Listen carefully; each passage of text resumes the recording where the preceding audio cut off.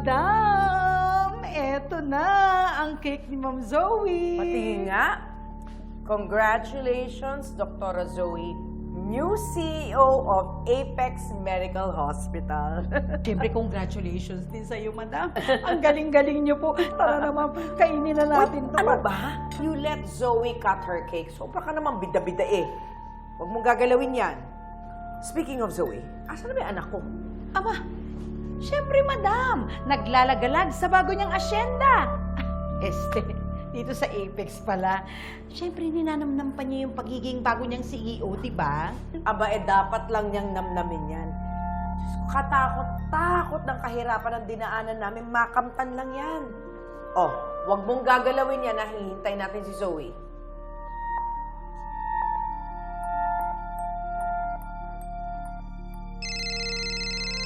Ay, Madam, nagre-ring pa rin. Anong number pa rin? Sagutin niyo na, kulit eh.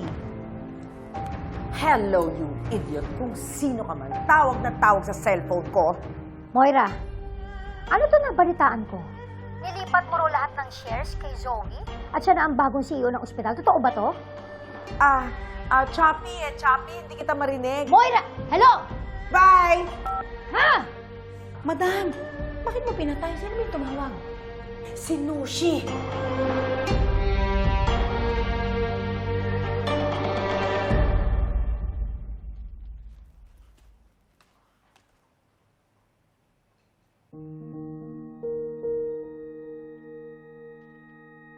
Harry, sinaktan ko siya.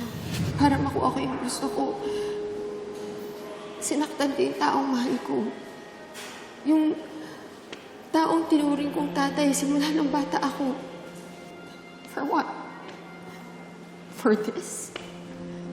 For pride? For bragging rights?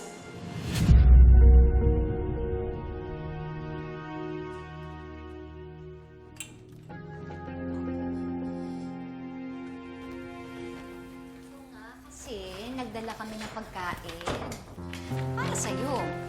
Halika na, magmerienda na tayo. Alam po kasi namin na malungkot po kayo dahil wala na po sa inyo tong Apex. RJ, alam ko na wala na sa'yo yung Apex.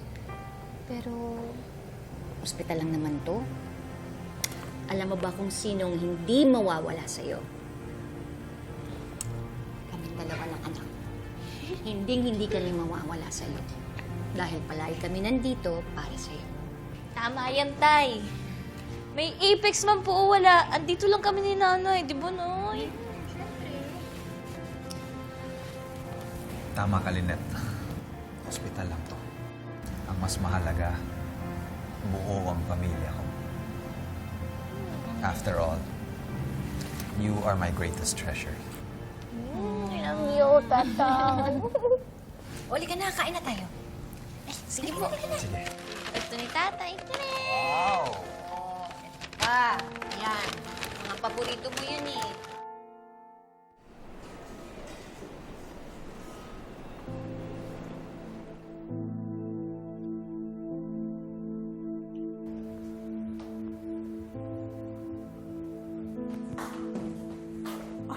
Zoe, we've been looking for you everywhere. Nandito ka lang pala.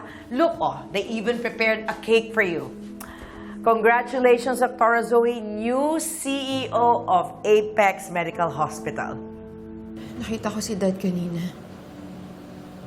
Kasama si Annalyn tsaka si Lynette. So? Look, will you stop sulking? I can't help it. Despite everything that we did, masaya pa rin sila. Ako, oo, nakuha ko tong Apex, pero yung masayang pamilya, wala pa rin ako nun. Ano ba tingin mo sa atin dalawa, ha? Kahit dalawa lang tayo, we are still a family unit and we have to be happy. We should be happy. Look, instead of you celebrating our victory, you're just focusing on the negative. Family tayo? Eh, hindi nga natin ma-announce sa lahat na nanay kita. Paano tayo magiging masaya nun? Zoe, tigilan mo na yung self-pity mo. Stop focusing on what you lack and focus on those that hurt you. Alalahanin mo, Annalyn wanted your father dead. At dapat niyang pagbayaran yun. Pero anong ginawa mo? Hinayaan mo siya makabalik dito? Pwede naman natin siyang ipatapon kung saan as part of our deal with Dad. Ayaw mo nang nandito si Annalyn sa Apex? Paano ka maghihiganti sa kanya? Paano mo ipapakita sa kanya na ikaw ang nanalo at siya ang sawi kung wala kayo sa iisang lugar?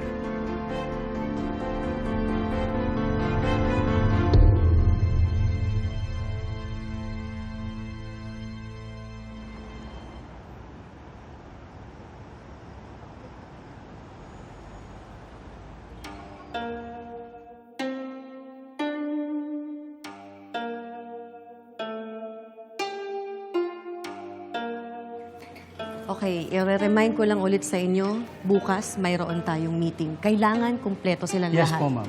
Okay, so make sure kumpleto lahat. Yes po. Okay. Excuse me?